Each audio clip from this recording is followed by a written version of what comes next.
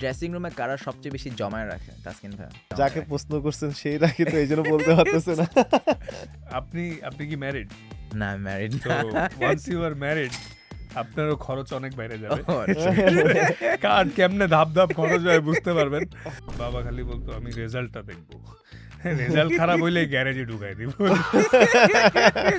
আচ্ছা, আপনার favourite Bangladeshi fast bowler হিসাবে নাম্বার 1 কে?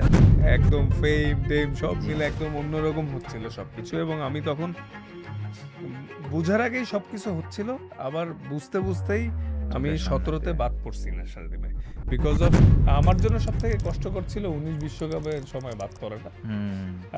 আমি খুবই মানে ভাবছিলাম যে মেবি আই এম ডান। 26-এ এসে যে জিনিসগুলো এখন জানতেছে সেটা আমাদের আরো 10 বছর আগে জানা উচিত। নেক্সট যারা আসবে, আমরা যে ভুলগুলো করেছি বা আমরা যে জিনিসগুলো মিস করেছি ওইগুলো তারা করবে না। অ্যাজ এ প্লেয়ার হিসাবে যদি দলের বাইরে থাকা হয়, দলের বাইরে থেকে দলে না খেলতে পারার যে কষ্টটা, বাইচেও মরে থাকারই মতো। সো আমি আই গিভ মাই 110%। জাতীয় দলে চান্স পাওয়ার জন্য কি শুধুমাত্র পারফরমেন্সই ইনাফ নাকি আরো অনেক কিছু করতে হয়? না, করলে আপনাকে নিতে বাধ্য হবে। অনেক ভাবে প্রশ্ন আসতে পারে যে অনেকে বাটার মাইরে ঢুকে বা ওভার দ্য ফোনে ব্যাকআপে বা বাটার দিয়ে ঢুকে, সে লম্বা সময় খেলতে পারে না, কারণ এই জায়গাটা কারো মামার বাড়ি না, ন্যাশনাল টিম। আজকে we are back with another episode of the Char Chokka podcast. Bhaira, thank you so much for coming. Thank you. আজকে we have none other than the Taskin Ahmed and Shomo Sharkar. Thank you so much. আজকের episode আমরা শুরু করবো একটু মজার ওয়েতে, একটা মজার গেম সেগমেন্ট দিয়ে শুরু করতে চাচ্ছি। It's called the 60-second cricket trivia quiz. খুবই সহজ, আপনাদেরকে 60 সেকেন্ড দেওয়া হবে, আমি একটা ক্যাটাগরি দিয়ে দিব এবং you guys have to name as many players as you can in that category. Easy? Okay. So প্রথম হচ্ছে most matches as the Bangladesh cricket team captain. Top 10 এর মধ্যে try name as many as you can, 60 second দেওয়া হবে। 3, 2, 1 গো। Bashar, তাইবুল Basha একটা, মাশরাফি, সাকিব, তামিম ইকবাল, মাহমুদ 5টা, রিয়াদ, 6, লিটন, 7, শান্ত, 8, মিরাজ, মিরাজ, মোহাম্মদ আশরাফুল, মোহাম্মদ আশরাফুল হয়েছে done. একজন বাকি, Khaled Masud Pilot. Khaled correct, Pilot. There you go, done. Wow, easy. আমরা কয়েকটা ট্রায়াল রান করেছিলাম ওদের সাথে, কেউ পারতেছিল না। সোমা ভাই, আপনার ক্রিকেটিং নলেজ মাশাআল্লাহ very good, very good. Next আসবো হচ্ছে, যখন আমরা বিপিএল এর কথা ভাবি আমার সবসময় মনে পড়ে দ্য ভেরি ফার্স্ট ওয়ান 2012 সালে, যেটা খুবই ব্লকবাস্টার একটা লঞ্চ ছিল বিপিএল এর, এবং আমরা অনেক বড় বড় প্লেয়ার, বিগ নেমগুলোর মধ্যে আমরা জানতে চাবো যে অনলাইন ডেটাবেস অনুযায়ী top 10 highest price tag sold foreign players. আমরা we want you to guess. So ready for that? 60 সেকেন্ডসে 3, 2, 1 go. Andre Russell, Chris Gayle, Chris Gayle, Thomas Pollard আছে, ক্রিস গেল আছে, সুনীল নারায়ণ নাই, দিলশান নাই, শোয়েব মালিক আছে, কারেক্ট। আফ্রিদি আছে, ইয়েস, নাম্বার 1। কুমার সাঙ্গাকারা নাই ইন টপ 10। সব তো ফরেন, রাইট? ফরেন, জি, ফরেন প্লেয়ার্সদের মধ্যে আফ্রিদি, গেল, পোলার্ড হচ্ছে, শোয়েব মালিক। আমার সাথে তো তখন নিউ ছিল। আজহার মাহমুদ, নো। আফ্রিদি, গেল, পোলার্ড এন্ড শোয়েব মালিক হয়েছে 4 জন। অ্যান্ড্রে রাসেল নাই লিস্টে। Top 10 highest sold BPL players. Marlon Samuels number 3, yes. 2012 তে উনি 20 ছিল একদম। 5 জন। 5 লেফট, 30 সেকেন্ডস। টাইম শেষ। আচ্ছা, আমরা একটু বাড়াই দিই টাইম, সমস্যা নেই, আর 20 সেকেন্ড বাড়ায়। 5 জন হয়েছে টপ 10 এর। 2012টা সিজনটা আমি খেলি নাই আসলে, তারপরও অনেক হাইপড আপ একটা সিজন ছিল এটা। That's it. থিসারা পেরেরা না, ছিল না। আচ্ছা, টাইমস আপ। 5 out of 10, সমস্যা নাই, good try, very good try. আমরা মিস করছি হচ্ছে Dwayne Bravo number 6, number 7 Brad Hodge was big তখন, সানা জায়াসুরিয়া নাম্বার 8, মুতিয়া মুরালিধর নাম্বার 9 এবং Kamran Akmal number 10 for Sylhet Royals. 5 out of 10 খারাপ না। অনেকেই বলবেন যে ন্যাশনাল টিমে প্রথমবারের মতো চান্স পাওয়ার সবচেয়ে বেশি টাফ, আবার অনেকেই বলে যে টিমে একবার ঢুকার পর actually repeatedly to get chosen for years after years আরো অনেক বেশি টাফ। কোনটা সত্যি? বোথ, কিন্তু চান্স পাওয়াও টাফ, কিন্তু আমার কাছে মনে হয় চান্স পাওয়ার পরে লম্বা সময় জায়গা ধরে রাখাটা টাফ আরো বেশি। আপনার ক্ষেত্রে কোনটা ছিল? আমার ক্ষেত্রে লম্বা সময় জায়গা ধরে রাখাটাই টাফ মনে হয়, because being a fast bowler ভালো বোলিং করতে পারলে, জোরে বল করতে পারলে সুযোগটা তাড়াতাড়ি আসে, কিন্তু লম্বা সময়ে খেলাটা, বিকজ প্রতিনিয়ত প্রতি সিরিজে ইমপ্রুভ করতে হয়, at the same time injury concern থাকে, আহ, বিভিন্ন অনেক অবস্টাকলসও থাকে ফাস্ট বোলারদের জন্য। তো লম্বা সময় খেলাটা এটা আসলে নিজের একটা বেশ চ্যালেঞ্জের জায়গা। আর এক্সপেকটেশন তো ফ্যানদের থেকে বাড়তে থাকেই থাকে, থাকেই বোর্ড থেকে বাড়তে থাকে। না, এটা তো থাকেই। তারপরেও ডে বাই ডে যে তাসকিন যেটা বললো যে ইমপ্রুভের জায়গা থাকে, এক্সপেকটেশনের জায়গা থাকে। তারপরে আবার ধরেন যাদের সাথে আমরা খেলছি অপোনেন্ট, তারাও আমাদের সম্পর্কে অনেক বেশি অ্যানালাইজ করে আসে। সো ইমপ্রুভটা না করলেই তখন ওই জিনিসটা ব্যালেন্স করা, আবার পরবর্তীতে যে আহ, মানে ইমপ্রুভনেসটা তো আর থেমে থাকে না। ওটাকে যত বেশি ইমপ্রুভ করবো আমরাও তত বেশি ওদের উপরে অ্যাটাক করে খেলতে পারবো, বা পারফরমেন্সটা ভালো করার জন্য যতটুকু করা দরকার হয় সেগুলো করতে হয়। সো আমার কাছে মনে হয় যে চান্স পাওয়ার থেকে জায়গাটা ধরে রাখাটা অনেক বেশি কষ্ট। টিমে আপনি যখন প্রথম চান্স পান, স্টোরিটা আসলে কি ছিল একটু জানা যাবে? না, অবশ্যই 14 সালে 14 আমি সালে। তার আগেও একবার চান্স পেয়েছিলাম, কিন্তু জি। ম্যাচ খেলা হয়নি। 13 সালে T20-তে নিউজিল্যান্ডের সাথে, তো ওই সিরিজটাতে সাথে ম্যাচ খেলা হয়নি। কিন্তু পরবর্তীতে 2014 সালে আমি তখন তাসকিন, আমি মনে হয় একই টিমে খেলি, প্রাইম ব্যাংক, হ্যাঁ, প্রাইম প্রিমিয়ার ব্যাংকে লিগ। খেলি। সো আমাদের এইখানে খেলা চলছিল আবাহনীর সাথে ফাইনাল। আমরা ওই ম্যাচটাতে জিতে আমরা কি চ্যাম্পিয়ন হই প্রাইম ব্যাংক। তখন আমি ওই ম্যাচটাতে 93 অথবা 97 এরকম একটা রান করি। সো আমি তখনও জানি না যে টিম সিলেকশন হবে।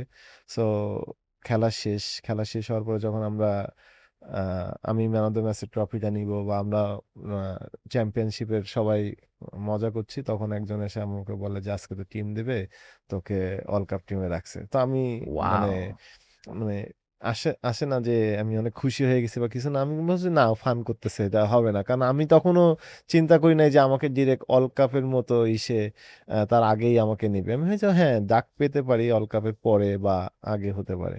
সো ওইটা ছিল হচ্ছে জিম্বাবুয়ের সাথে একটা সিরিজ ছিল। আমাকে লাস্ট ম্যাচটাতে ডেকেছিল, আমি একটাই ম্যাচ খেলেছিলাম, 20 রানের মতো করেছিলাম আর কি।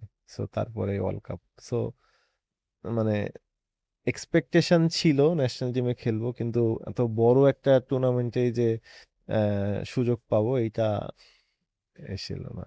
So আপনারা বলতেছেন যে আপনারা দুজনে অনেক অন অ্যান্ড অফ টিমে, we have seen the selection for the last few years. আমরা জানতে চাবো যে what is so difficult about being selected year after year? What do you have to maintain player হিসাবে? অনেক কিছুই মেনটেন করা লাগে। সব থেকে বড় কথা হচ্ছে তখন আমরা টিমে থাকি, একটা প্রসেস থাকে। সেখানে একটা প্র্যাকটিস বলেন বা আদার যে আমাদের রুটিনগুলা বলেন, একটা প্রসেসের মধ্যে দিয়ে যায়। যখন আমরা ন্যাশনাল টিম থেকে বাদ পড়ি, ওইটা খুবই টাফ হয়ে যায়। প্র্যাকটিস ফ্যাসিলিটিস, নিজের মেন্টালিটি, তারপর নিজেকে আবার ওইভাবে তৈরি করা, নিজেকে ভেঙে আবার নতুন করে গড়া। সো আমাদের এখানে সত্য কথা বলতে যারা টিমে থাকে তাদের জন্য অনেক সুন্দর একটা প্রসেস থাকে, কিন্তু যারা টিমের বাইরে থাকে তাদের জন্য প্রসেসটা খুবই খারাপ, সত্য কথা বলতে। কারণ ওইটা সম্পূর্ণ কি বলবো 95% নিজের উদ্যোগে করতে হয়। অনলি 5% হয়তো বা ক্রিকেট বোর্ড হেল্প করে যখন আমরা সুযোগ চাই, বা কোনো কিছু অপরচুনিটি চাই, বা আমার কোনো একটা ক্যাম্পে তো থাকেই। কিন্তু আমি বলছি নিজের উদ্যোগে যে জিনিসগুলা, নিজেকে মেক করা, নিজেকে আবার ভেঙে তৈরি করা। সো এইটা যদি নিজের মেন্টালটা অনেক টাফ থাকে, আমার কাছে মনে হয় এটা করা সম্ভব হয়। অনেকে ওই ওই জায়গা থেকে ব্যাক করতেও পারে না। আপনার স্টোরিটা নিয়ে বলেন। এজ লেভেল থেকে আমার বোর্ড খুব ভালো মতো টেক কেয়ার করছে। আমি ন্যাশনাল টিমে খেলার আগেই, আন্ডার 19-এর পরেই, 2013 সালে যখন আমি 19 খেলে, 12তে 19 খেললাম, 13তে ফার্স্ট বিপিএল খেলে ন্যাশনাল টিমের স্কোয়াডে চান্স পাই, মানে প্রাথমিক স্কোয়াড। হুম। এরপর আমার লেফট নি টেন্ডনে প্রবলেম হয়। তো দেখা যায় ওই সময়টা আমি ন্যাশনাল টিমে খেলবো এই সিচুয়েশনে, মানে ঢুকে পড়বো হয়তো খুব তাড়াতাড়ি, কিন্তু ওই সময় বোর্ড থেকে আমার মেলবোর্নে পাঠায় ট্রিটমেন্ট করাইতে। ওয়াও। আসার পরে অনেকে বলছিল দেশ থেকে সার্জারি করতে হবে, কিন্তু সার্জারি লাগে নাই। 19 খেলে এসে কিন্তু আমি 1.5 বছর রিহ্যাব করছি ন্যাশনাল টিমে ঢোকার আগে। তো ওই 1.5 বছর রিহ্যাবটা অনেক বোরিং ছিল। একটা জাস্ট 19 খেলা একটা ছেলের জন্য 1.5 বছর মাঠের বাইরে থাকাটা নট দ্যাট ইজি, যে বলিং অফ। তো তারপরে তো আমার ডেবু হইলো 14 সালে অস্ট্রেলিয়ার সাথে টি-20 ম্যাচে, দেন ইন্ডিয়ার সাথে 5 উইকেট পেলাম। তো 14-15 মানে ড্রিমের মতো ছিল আর কি। খেললেও ভালো খেলতেছিলাম। 14-15-16 এই সময়ের মধ্যে খুব কম সময়ে এসে ভালো খেলছি। 17টা এন্ডোর্সমেন্ট, একদম ফেম-টেম সব জি। মিলে একদম অন্যরকম হচ্ছিল সবকিছু, এবং আমি তখন বুঝার আগেই সবকিছু হচ্ছিল। আবার বুঝতে বুঝতেই আমি চোখের সামনে 17তে দিয়ে। বাদ পড়ছি ন্যাশনাল টিমে। বিকজ অফ ওই সময়টা না আসলে বুঝতে পারি নাই যে প্রসেস জিনিসটা কি, কিভাবে লম্বা সময় ধরে ঠিক থাকতে হয় একটা ফাস্ট বলারের জন্য। তো লাইফস্টাইলটা আস্তে আস্তে 17-র দিকে মেসড আপ হয়। মানে এত ফেম সবকিছু মিলে, যে 19 খেলে এসে ন্যাশনাল টিমে এসে একটা স্টার হয়ে গেলাম, প্লাস 15তে আমরা ওয়ার্ল্ড কাপে ভালো করলাম, 16তে হোম সিরিজ জিতলাম। 17তে বাদ পড়ার আগ মুহূর্তে আমি আসলে, এটা আসলে হ্যাঁ, দোষ আমারও ছিল যে আমি বুঝতে পারিনি। কিন্তু এটা প্রত্যেকটা ইয়াং প্লেয়ারের যদি আগে থেকেই কেউ গ্রুম হয় বা ওরা মেন্টর থাকে, কেউ যদি মেন্টর, হেল্প জি, করে, তাই বলতে এই চাচ্ছিলাম। জিনিসগুলা ভুল হবে না। তো হুজ ইউর মেন্টর নাও, আম, যদি একজনের নাম বলতে হয়? এই মুহূর্তে আসলে বলাটা ডিফিকাল্ট, বিকজ এই মুহূর্তে মানে সবাই হেল্পফুল, জি। বাট আমার দেখা যায় যে এই সিচুয়েশনে এসে আমার মানে পার্সোনালি ওইভাবে কারোর সাথে কথা হয় না। কিন্তু আমি যখন কোভিডের সিচুয়েশনটা ছিল, আমি যখন 17তে বাদ পড়লাম, তো ওই সময় আমি বাদ পড়ার পরে 2.5 বছরের মতো আউট অফ দ্য টিম ছিলাম। কিন্তু কোভিড যখন স্টার্ট হয়, তো তখন দেখা গেছে যে আমি আবার মানে শুরু করি কাজ। তো সবার যখন রেড অ্যালার্ট বের হওয়া নিষেধ, ওই সময় আমি বাসার বেজমেন্টে ওয়াও। বা বিভিন্নভাবে ট্রেনিং করছি। যখন একটু পরিস্থিতি বেটার হয়, বালুতে যেয়ে ট্রেনিং করছি। তো ওই সময় মানে ভাবছি যে অ্যাজ এ প্লেয়ার হিসাবে যদি দলের বাইরে থাকা হয়, দলের বাইরে থেকে দলে না খেলতে পারার যে কষ্টটা, বাইচেও মরে থাকারই মতো। সো আমি আই গেভ মাই 110%। তো তারপরে ওই সময় আমার Khaled Mahmud Sujon sir mentally, bowling wise অনেক হেল্প করছে। তো বের হওয়া তো যেত না, ওভার দ্য ফোন ভিডিও কলে দেখা গেছে তাকে ওয়াও। আমি ভিডিও করে করে পাঠাইতাম বোলিং এর, সে দেখে দিত। তো এইভাবে করে করে আস্তে আস্তে আসলাম। কিন্তু ফ্যাক্টটা হচ্ছে ওই একটা প্লেয়ার যখন বাদ পড়ে যায়, যে এই প্রসঙ্গে আমরা কথা বলতেছি, তো ন্যাশনাল টিমে যখন থাকে, এটা তো টপ ফ্যাসিলিটিস ন্যাশনাল টিমে যখন একটা প্লেয়ার থাকে, বাট যখন সে থাকে না, সে তো ওই সময়টা সে তখন অনেক স্ট্রাগল করে। বাট যদিও গেটিং বেটার আগের তুলনায়, আমি তো কথা বলতেছি 2017 সালের জি। কথা, হুম। বাট এখন অনেক ইমপ্রুভ হয়েছে আগের চেয়ে। আমাদের এইচপি সিস্টেম বা অন্য জিনিসগুলো অনেক বেটার আগের চেয়ে। কিন্তু আগে একটু আরো বেশি কঠিন ছিল। আর মানে জাতীয় দলের বাইরেও যে প্লেয়াররা আছে তাদেরকে যথেষ্ট গুরুত্ব দেওয়া হয় না, না। একদমই দেওয়া হইতো না। না, এখন তো এখন রিসেন্টলি আগের অনেক থেকে হচ্ছে, অনেক ইমপ্রুভ কিন্তু হচ্ছে। আমু যে কথাগুলো বলেছি এগুলো তো আগের। আগে, জি, সো হ্যাঁ, সময়টা। এখন অনেক মানে যেহেতু অনেক ক্রিকেট প্লেয়াররা এখন আসছে, রাইট। সো তারা অনেক বেশি হেল্প করতেছে, ছোট ছোট জিনিসগুলো অনেক তারা খেয়াল করে। সো এখন অনেক পরিবর্তন বিকজ হয়েছে আর ইয়াং কি। প্লেয়ারদের জন্য কিন্তু ও যখন বাদ পড়ে, তার জন্য ফাইন্ড আউট করাটা ডিফিকাল্ট যদি কোনো এক্সপেরিয়েন্স বা সিনিয়র কেউ, কোনো কোচ তাকে গাইড না করে। হুম। আমার ভুলটাকে আমি জানিই না, তাহলে আমি ওভারকাম করব কি করে? এই জিনিসগুলো এখন অনেক ডেভেলপ হচ্ছে। অ্যান্ড শুধু ফাস্ট বলার না, প্রত্যেকটা প্লেয়ারের জন্যই প্রসেস আর অফ দ্য ফিল্ডের লাইফস্টাইলটা অনেক ইম্পর্টেন্ট, তো মেনটেন করাটা। তো এটার জন্য কিভাবে তার বডি মেনটেন করতে হবে, সাপ্লিমেন্টস কি পারপাসে ইউজ করতে হবে, এই জিনিসগুলো আমি ওই নিজে থেকে শিখতে হয়েছে। ইয়া। হয়তো এখন বোর্ড থেকে হেল্প হুম। করছে, এটা 2026-এ এসে। তো 7 বছর আগে ওই সাপোর্টটা ছিলই না। হ্যাঁ, তো 26-এ এসে যে জিনিসগুলো এখন জানতেছে, সেটা আমাদের আরো 10 বছর আগে জানা উচিত 16তে ছিল। জানা উচিত ছিল। যেমন যেটা অনেক সময় অনেক প্লেয়ার আছে, হ্যাঁ, অনেক ডাউট ক্রিয়েট হয়, কারণ কি তাকে কোনো কোচ বলে দিয়েছে তোমার এটা ভুল, কিন্তু তোমার রাইট ওয়েটা কি সেটা বলে নাই। সে ভুল জানে কিন্তু সে ঠিক করতে পারতেছে না। তো তখন সে দৌড়ে বেড়ায় যে আমি কোথায় যাব, কার কাছে ঠিক করব, তার কাছে কোনো রাইট মানে সলিউশন নাই। দিন শেষে দেখাচ্ছে সে ওইটা ধরতে পারে নাই, অন্য আরেকটা ভুল হয়ে যাচ্ছে ওই টেনশনে। সো অনেক মিস কমিউনিকেশনও হয়, আবার অনেক ডিসিশনও অনেক ভুল হয়ে যায় যে আমি কার কাছে যেয়ে আমি রাইট প্রশ্নের উত্তরটা পাবো।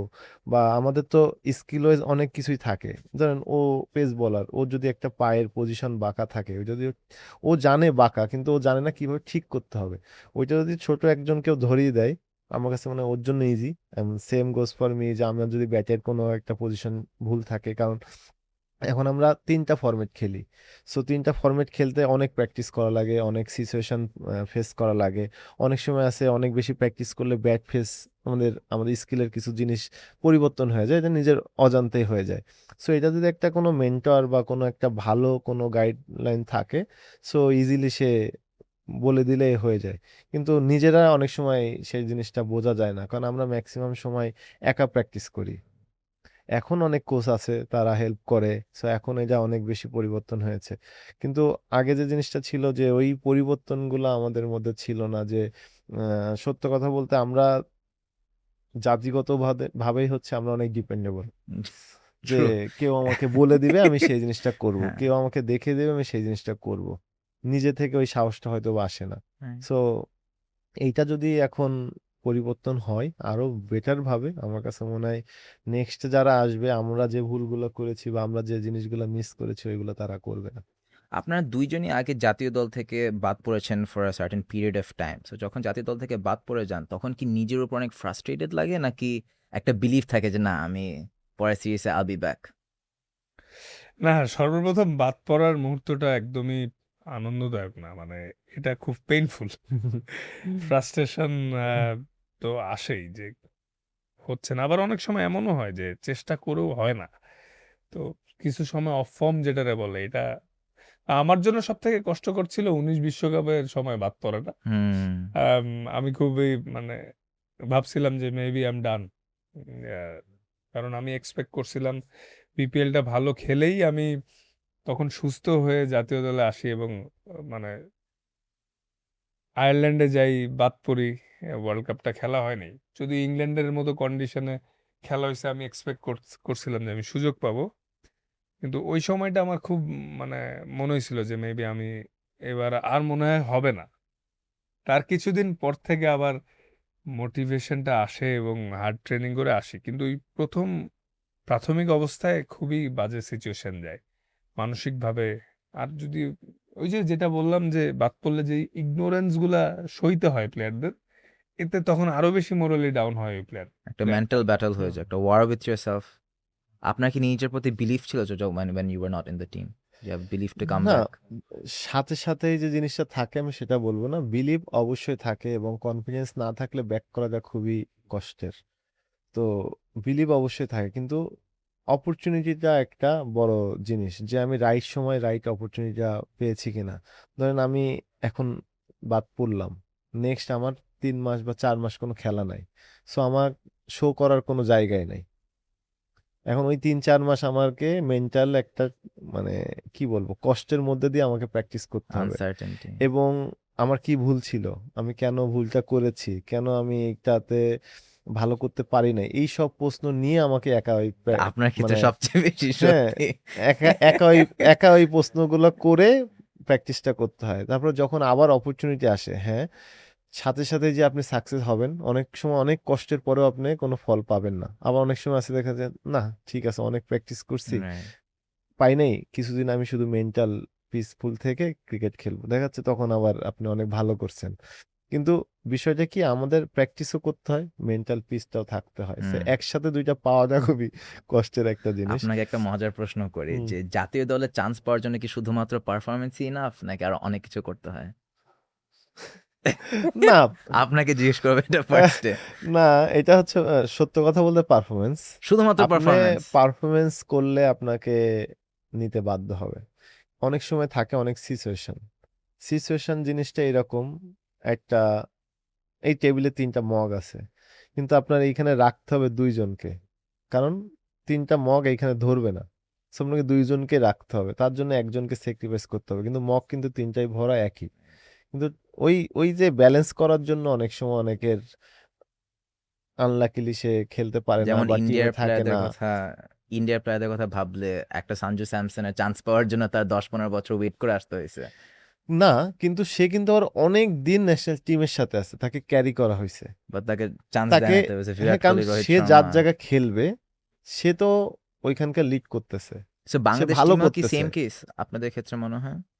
অনেক ক্ষেত্রে সেম, অনেক ক্ষেত্রে না, কিন্তু আমি বলবো ওই যে, কিন্তু সবার জন্য যদি সমান হয় জিনিসটা ভালো। ধরেন আপনি যে কথাটা বললেন, যেহেতু স্যামসাং এর কথাটাই বললেন, আমি ওর কথাটা দিয়েই বলি।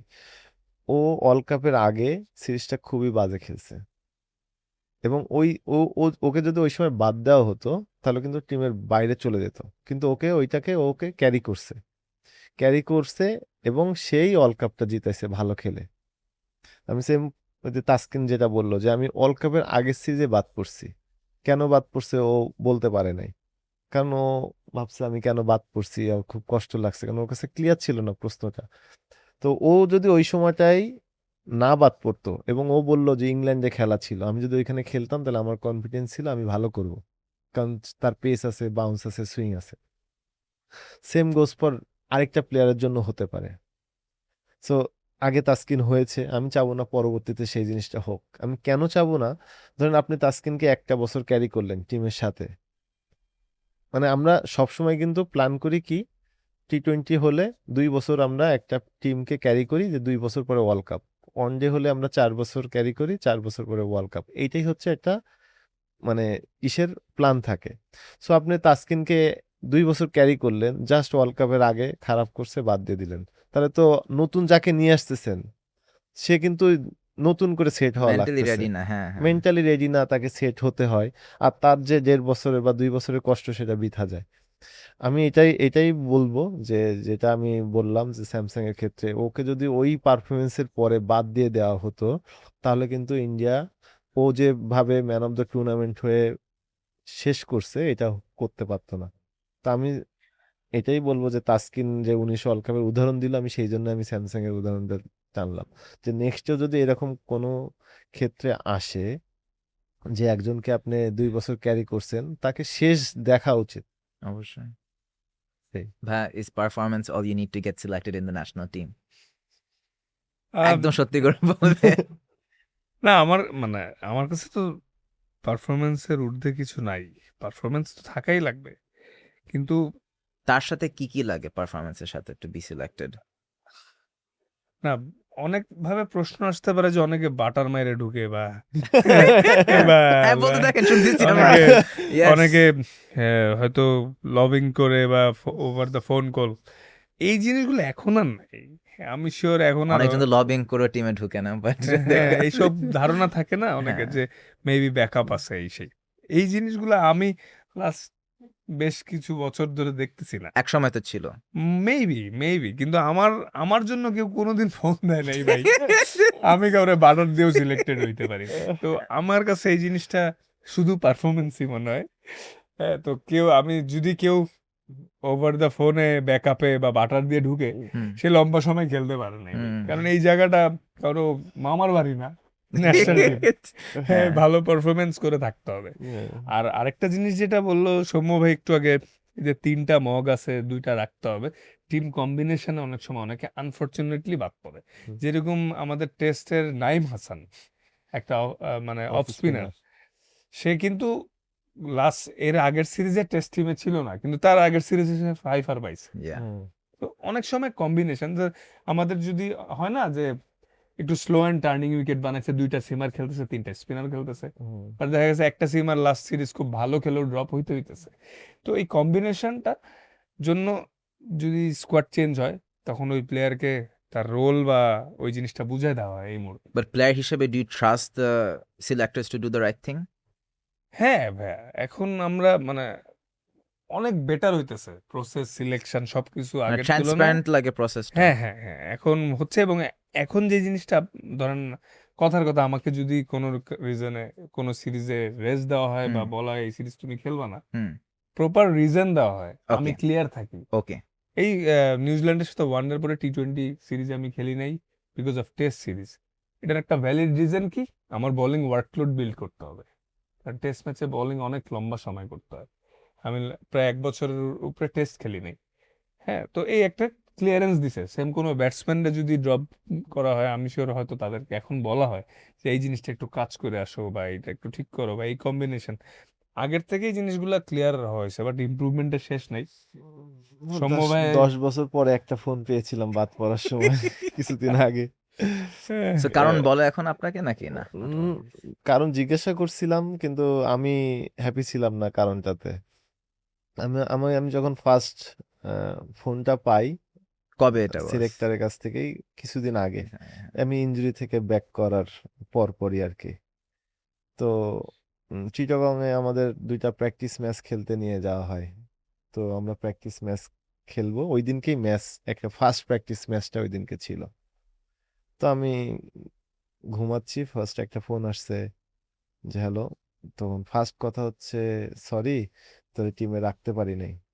তো আমি ঘুম থেকে উঠেই ফার্স্ট কথা এটা যখন শুনছি না, আমি একটু মানে আমার একটু সময় লাগছে কয়েক সেকেন্ড। তো আমি বলছি, কেন? তো বলতেছে যে সবকিছু তুই এখনো ফিট না, সো এই কারণে তুই এখনো, ডক্টর বলছে যে তুই এখনো পুরোপুরি ফিট না। আমি বলছি ফাইন, তাহলে তো যেহেতু আমি ফিট না, তাহলে আমাকে প্র্যাকটিস ম্যাচ খেলতে কি জন্য নিয়ে আসছেন? রাইট। আমি তো ফিটই না। সে বলতেছে আমি এখনো মাঠে নামার জন্যই প্রস্তুত না। তো এই প্রশ্নগুলো করা, আমি যখন 2টা প্রশ্ন 3টা প্রশ্ন করা শুরু করছি, সে আর তার কাছে কোনো উত্তর নাই। তো উত্তর যখন দিতে পারে নাই, তখন সে বলছে ঠিক আছে সামনাসামনি দেখা হলে করে কথা বলবো। ইটস ফাইন, সব শেষ। কথা বললাম, আরো কিছু কথা হয়েছে সেটা এখানে না বলি। তখন আমি প্র্যাকটিস ম্যাচ খেললাম, প্রথমটাতে আমি ভালো করলাম, 60 or 70 রান করলাম। সো ক্লিয়ারলি আপনি ফিট ছিলেন আর কি। হ্যাঁ, সো আমি হ্যাঁ। প্রপার, আমি 50 ওভার ফিল্ডিং করছি, ব্যাটিং করছি। শেষ ওই ম্যাচ টিম সিলেকশন হয়ে গেল আমি বাদ, আনফিটের কারণে, যে আমি ইনজুরি। তো আমি পরবর্তীতে এসে ডক্টরকে জিজ্ঞেস করলাম যে, বলছে না আমি তো ক্লিয়ারেন্স দিয়ে দিছি। এখন আরেকজন ট্রেনারকে জিজ্ঞেস করলাম যে না আমি তো ক্লিয়ারেন্স দিয়ে দিছি। সো আমি আর কি মানে সো ট্রান্সপারেন্সি আছে, উত্তর দেয়, বাট অ্যাকুরেসিটা আসলে একটু। হ্যাঁ, সো সেও হয়তো বা ভাবছে কিনা জানি না যে আমি তার কাছে জিজ্ঞেস করব, সে হয়তো বা সে ভাবে নাই, কিন্তু আমি জিজ্ঞেস করলাম কারণ আমি তাকে থ্যাঙ্কস দিছি এই কারণে যে উম, যে 10 বছর পরে আমি যে বাদ পড়লাম, কেন বাদ পড়লাম আপনি যে বলছেন, কেউ একজন ফোন করে বলছে যে তুমি বাদ, এতে আমি খুশি। যে অন্য সময় তো আমরা হয় সাংবাদিকের কাছে শুনি, নাইলে মানে কোনো এক জায়গায় ফেসবুকে দেখি যে আমি টিমে নাই। হ্যাঁ, সো আপনি বলছেন আমি এতে খুশি অনেক, কিন্তু সকাল সকাল না বললেই পারতেন, রাতে বললে একটু ভালো হতো। যে ঘুম থেকে উঠে ফার্স্ট শব্দ এটা শুনলাম। তার পরের ম্যাচও খেললাম, পরের ম্যাচও হয়তো বা 45 আর ভেরি 42 ফিট, এরকম কিছু মাশাআল্লাহ। একটা করলাম। হ্যাঁ। আমি হ্যাপি ছিলাম এই কারণে যে আমাকে বলছে যে আমি ফিট না, কিন্তু আমি ফিট ছিলাম। সো মানে 10-12 বছরে একটা জিনিস আমি হ্যাপি যে জানতে পেরেছিলাম ওই যে কি কমিউনিকেশন কারণে। লাইনটা শুরু হয়েছে হ্যাঁ আর কি। হ্যাঁ। হ্যাঁ। বস আপনি বলেন না, সো যখন আপনি দলের বাইরে থাকেন তখন কোনো কি ক্রিকেটিং গুরু বা মেন্টর আছে আপনার, যে আপনাকে সাপোর্ট করে বা একটা সাপোর্ট সিস্টেম হিসেবে কাজ করে? ভাই যদি একজনের নাম একদম বলতে হয় আর অনেস্ট কি। যদি বলি, আমার কাছে মনে হয় না আমার মতো বাংলাদেশে অন্য কেউ আছে যে এত কোচের কাছে প্র্যাকটিস করছে। আচ্ছা। মানে আমি মনে হয় সবার কাছে প্র্যাকটিস করছি, যে কার কাছে গেলে আমি মানে খুঁজে পাবো যে আমি অ্যাকচুয়ালি, কোচিং জিনিসটা কি শুধু যে ব্যাট বল করানো এটা না, বিশ্বাস জিনিসটা খুবই বড় একটা জিনিস। আমার স্যার ছিলেন হচ্ছে মানে আছে রুশু স্যার বিকেএসপির। তো তার সাথে আমি আগে অনেক কথা বলতাম। পরে আমি সব মানে বাংলাদেশে যত কোচ আছে ম্যাক্সিমাম কোচের কাছে প্র্যাকটিস করছে। দিন শেষে যে আমি একজনের কাছে যে ঠেকছি, যে সে অনেক আগে থেকেই বাংলাদেশ ক্রিকেট বোর্ডের সাথে জড়িত, কিন্তু আমি তার সাথে কখনো কাজ করি নাই। তার সাথে কাজ করতো, তার বড় ভাইয়ের সাথে কাজ করতাম আমি সাতক্ষীরাতে, সোহেল জি। সোহেল ইসলাম। আমি মামা বলি কারণ তার ভাগ্নে আমাদের সাথে, আমাদের বড় ভাই ছিল, তাকে সে মামা বলতে বিধায় আমি এখন তাকে মামা বলে ডাকি। সবাই ভাবে যে কেন জি। মামা বলি, আপন কেউ কিনা। অ্যাকচুয়ালি না। আহ, ওনার কাছে আমি এখন অনেক কিছু জিজ্ঞেস করি, আহ, অনেক কিছুই শুনি, এই কারণে যে ওই যে বললাম বিশ্বাস, উনি যে কথাগুলা বলে আমার কাছে মনে হয় সেটার গ্রহণযোগ্যতাটা আছে, এবং আমার প্রশ্নের গ্রহণযোগ্যতাও সে দেয়। তার কাছে উত্তর না থাকলেও সে বলে আমার কাছে উত্তর নাই, আমি 2 দিন পরে উত্তর দিব, এবং উত্তর থাকলে তো দিয়েই দেয়। আমার কাছে এই বিশ্বাসটা আসছেও একজনের মাধ্যমে, হাতুড়া সিংয়ে। ও লাইক আমি যখন শুরু করি অ্যাকচুয়ালি ওর সাথে শুরু করছি ন্যাশনাল টিমে। তো ও অ্যাকচুয়ালি এইভাবেই আমাকে ট্রিট করতো যে প্রশ্ন করলে উত্তর দিত, না প্রশ্ন ওর কাছে উত্তর না থাকলে সে আমার কাছে 2 দিন সময় নিত বা 1 দিন সময় নিত যে তোমার এই প্রশ্নের উত্তর আমি নিয়ে তোমাকে দিব। সো আমি সেই জিনিসটাই ওনার মধ্যে পেয়েছি বিদায় আর কি এখন এই বিশ্বাস জিনিসটা আসছে। তো এটাই আর কি, মানে এটাই। আলাদা ওইরকম কিছু না, কিন্তু আমি অনেক কোচের কাছে প্র্যাকটিস করছি, এটা সত্য। আপনারা দুজনই এখন খুব ভালো ফর্মে আছেন, so I want to ask যে একটা প্লেয়ার কামব্যাকের ক্ষেত্রে বিসিবি কত বড় একটা রোল কাজ করে এখানে, বা বিসিবি কে আপনাদেরকে সুযোগ করে দেয় ঠিক মতো? কাজ আপনার তো কামব্যাক হয়েছিল, সো ওখানে বিসিবি রোলটা কেমন ছিল?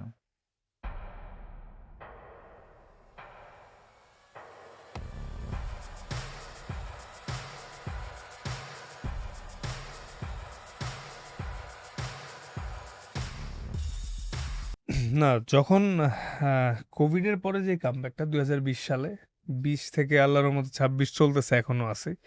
লাস্ট কয়েক বছর ধরে বিসিবি ভালো মতো আমাকে ম্যানেজ করতেছে। কিন্তু আমি যখন 20 সালে আসি, ওই সময়টা আসলে আমি কেউ ছিল হেল্প না, পাইনি বিসিবি থেকে, ওই সময়টা। সো জাতীয় দলের বাইরে থাকতে বিসিবি যথেষ্ট হ্যাঁ, সাপোর্ট তো প্রোভাইড করতে এখন এই পারতেছে না। জিনিসগুলো ইমপ্রুভ হইতেছে। ইভেন লাস্ট কয়েক বছর টেক কেয়ার করা হইতেছে ভালো মতো, বিকজ তার আগের কয়েক বছর টানা দিয়ে আসতেছি এজন্য। So But is this because you are in the system? What if you are not in the national team not in setup? The system হইলে ভেরি ডিফিকাল্ট স্টিল, এখনো আমার কাছে মনে হয়। কারণ দেখেন একটা জিনিস, রিসেন্টলি তামিম ভাইয়ের ইন্টারভিউ দেখলাম যে আমাদের গ্রেড 2 একটা সিস্টেম করা হবে ফার্স্ট ক্লাসে। আরো কিছু জিনিস ডেভেলপ করা হইতেছে বা বিভিন্ন জিনিস নিয়ে কাজ হইতেছে, যেই জিনিসগুলা কিন্তু আমরা অতীতে হইতে দেখি নাই। তো তামিম ভাই কেন করতেছে? বিকজ অফ সে নিজে 15-16 বছর ন্যাশনাল টিমে খেলছে, নিজেও কিছু ক্ষেত্রে ভুক্তভোগী হয়ে আসছে, অ্যাজ এ প্লেয়ার হিসেবে বুঝতে পারছে এই ফ্যাসিলিটিসগুলো ইমপ্রুভ হওয়া উচিত। সে এসে ডিরেক্টলি ওই জায়গাগুলো আগে হাত দিচ্ছে। আমি শিওর সামনে আরো অনেক ওয়েল ফ্যাসিলিটেড হব আমরা ইনশাল্লাহ। কিন্তু এই যেই প্লেয়ারটা বাদ পড়তেছে, এবং এই 15 মানে 25-30 জন ন্যাশনাল স্কোয়াড বা সিস্টেমের প্লেয়ার বাদেও যে আরো 150-200 প্লেয়ার, ভালো প্লেয়ার আছে, যারা হয়তো খেলছে বা খেলবে ন্যাশনাল টিমে, তারা অনেক সাফারার। বাট হয়তো এখন আগের তুলনায় ফ্যাসিলিটিস কিছুটা বিল্ড হইছে, বা বেশ কিছু একাডেমি হইছে আশেপাশে, ক্রিকেটার্স হইছে, বা আরো কিছু একাডেমি আছে, ওখানে হয়তো অনেকে যে যে আলাদাভাবে প্র্যাকটিস করতেছে। কিন্তু আমরা যদি যদিও অন্য দেশের সাথে মিলায় লাভ নাই আমাদের, কিন্তু অন্য অন্য জায়গায় দেখা যায় যে ফ্যাসিলিটিস বা সিস্টেমগুলো আরো অনেক উন্নত, যে জিনিসটা হয়তো আমাদের এখন হওয়া শুরু হইতেছে। কিন্তু ন্যাশনাল টিমের বাইরে একটা প্লেয়ার যদি ভালো মতো নার্সিং না হয়, তাহলে কিন্তু ডিফিকাল্ট ন্যাশনাল টিমে এসে সার্ভ করা। ন্যাশনাল টিম কিন্তু এসে মানুষের ডেলিভার করার জায়গা, শেখার জায়গা না। খুব কম প্লেয়ার হয়তো মানে শিখবে কোথায়, এইচপিতে, এ টিমে বা ডোমেস্টিকে। এই জিনিসগুলো জায়গাগুলো আমরা শিখে আসলে তখন ন্যাশনাল টিমে এসে প্রপার ডেলিভার করাটা যাবে। ন্যাশনাল টিমে এসে যদি আমি শিখি, শিখতে শিখতে 3-4-5 বছর চলে যাবে, আবার বাদ পড়বো, যেটা তাহলে হচ্ছে। তো এরকম প্লেয়ার রোটেশন হইতেই থাকবে, কনসিস্টেন্ট কেউ থাকবে না। তো আমাদের অফ দ্য ফিল্ডের ফ্যাসিলিটিস ন্যাশনাল টিমের বাইরে আরো বেশি হতে হবে, তাহলে ইনশাল্লাহ আরো ন্যাশনাল টিমটা ভালো হবে। রাইট। সৌম্য ভাই, এবং যখন আপনি জাতীয় দল সেটআপের বাইরে থাকেন, তখন বিসিবি থেকে আপনাকে কি ধরনের ফেসিলিটিস প্রোভাইড করা হয়? ভাই ওই যে তাসকিন বললো যে বেশ কিছু একাডেমি হয়েছে, সো আমিও নিজে একটা একাডেমির সাথে শেয়ার অন করি। তো এটা আমার আসছে এই একটা কারণে, কারণ আমি মাঝখানে যে বললাম আমি অনেক কোচের কাছে প্র্যাকটিস করছি। আমি অনেক সময় আছে কোনো উইকেট পাই নাই, মাঠে ঢুকতে পারি নাই, প্র্যাকটিস যে করব আমি যাওয়ার কোনো জায়গা পাই নাই যে আর কোথায় বিসিবি প্র্যাকটিস থেকে তখন করব। সাপোর্ট চাইলে? না, তখন সাপোর্ট করা হয় নাই সত্য কথা বলতে, আর কারণ ন্যাশনাল প্লেয়াররা বাদে তো উইকেটও পায় না আমি তখন বাংলাদেশ তো টিমে ন্যাশনাল আসে। টিম তখন থেকে বাদ হুম। পড়ছি। সো ওই সময় আমি কোনো উইকেট পাই নাই, কোনো প্র্যাকটিস ফ্যাসিলিটিস পাই নাই। সো ওই যে বললাম যে নিজেকে মেক করা, নতুন করে ভেঙে তৈরি করা, ওই যে একটা অপরচুনিটি দিতে হবে, সেইগুলো আমি পাই নাই। এই জন্য আমি ওই যে একটা বললাম যে আমি প্লেয়ার থাকতেই একটা বিজনেসের দিকে চলে গেছি। তার কারণ তাও বিজনেসটার দিকে এই কারণে গেছি যে আমি ক্রিকেটের দিকেই গেছি, যে আমি যেন নিজে যেয়ে প্র্যাকটিস করতে পারি সেটাই। সেখানে, সেজন্যই আমার ওইখানে যাওয়া। এই একটাই কারণ যে আমি ওই যে ভুক্তভোগীটা হইছি, ওই জন্য অন্য কেউ না হয়, আমি যেন ওইখানে একটা ভালো কোনো জায়গা তৈরি করতে পারি, জন্য একটা প্লেয়ার যে সেখানে ভালো প্র্যাকটিস খুবই করে ভালো একটা ইনিশিয়েটিভ। ব্যাক করার সুযোগ পায়, বা ভালো কোচের আন্ডারে সে প্র্যাকটিস করে জন্য একটা ভালো জায়গা আবার সে ফিরতে পারে। তো আমি আমি যে জিনিসটা ফিল করেছি সেইখান থেকে ওইখানে যাওয়া।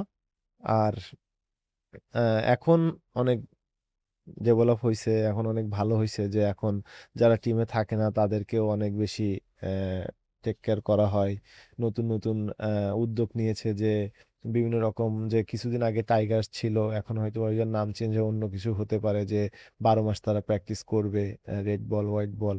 সো এগুলো খুবই ভালো, কারণ সেটার জন্য কি হয় যে তারা প্র্যাকটিসে থাকলে তারা যে ন্যাশনাল টিমের কোচদের নজরে আছে, বা যে রাইট লাইনে প্র্যাকটিস করতেছে, কনফিডেন্সটা কনফিডেন্সটা থাকে থাকে আর কি। তার মধ্যে, সে যে না আমি যে কোনো সময় ভালো করলে আবার ব্যাক করব, কারণ আমাকে ওইভাবে তারা হেল্প করতেছে, কিন্তু আগে জিনিসটা ছিল না।